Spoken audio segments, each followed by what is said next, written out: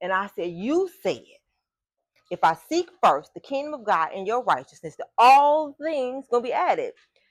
Teach me how to seek you. I didn't know how to seek God. I had been saved.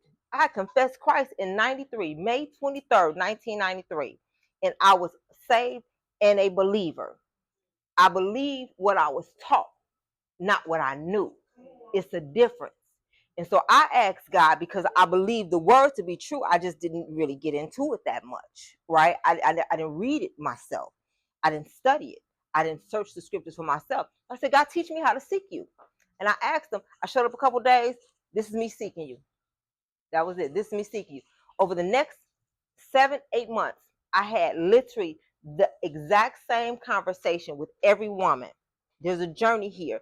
And what I'm trying to do is tell you, it took me 10 years to figure out something that I can help you do in less than one. I had the exact same conversation because God was trying to tell me something and I could not hear him.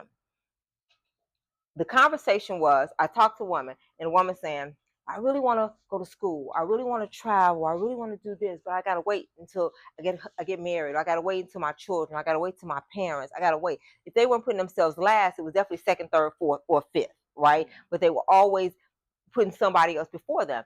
And I would say to the same woman, nobody else knew about these conversations, but I would say, if you really want to do it, you need to do it for yourself. This is the only life you're going to get. This is not a trial run. Do it for yourself.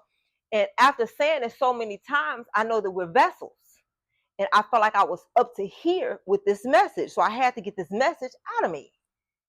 So I called a friend of mine and I had to pour it out. So I called a friend of mine who wrote a lot of books. I said, I think it's time for me to write a book. And he's like, it's about time. So I wrote the book, Do It For Yourself. It's right there. I only sell it at events. You can't get it nowhere else, online, Amazon, none of those.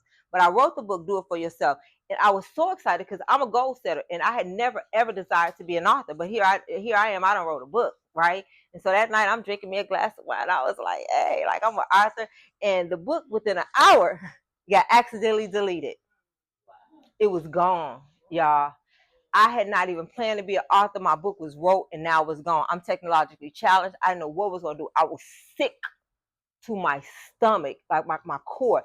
It was, I call it like an empty chaos that was inside of me. I cried all night. I didn't know what to do. So I got up the next morning. I found a dark corner in my living room. I sat on the floor, grabbed a stopwatch, pushed it aside. I was like, God, fix it. I couldn't even breathe. Like I talked about later, I'm like, I don't even know how I made it through that night because I couldn't even breathe. I'm breathing, trying to settle into this space. What seemed like about 4.5 minutes, I reached for the stopwatch, and I said, it had only been 47 seconds. I thought it had been 4.5 minutes, and I pushed the stopwatch away, and I was almost in tears, and I was like, why is this so hard? But I knew, because I was trying to get spiritual, I knew that it was opposition, and I knew that what I was looking for was on the other side of this 5 minutes. So I had to do it. I had to do it, because what else was I going to do? The book was gone. So I'm like, I'm just going to sit here. You could do this for 5 minutes, Pam. You could do this. When I got up, I felt defeated. I'm walking away with my head hung low. I said, I'm going to do it, but I can only do 5 minutes because this is too hard. And I heard God's voice. God said, I can do in 5 minutes what you can't in a lifetime, but you got to give me the 5 minutes. He was pleading with me. You got to give me the 5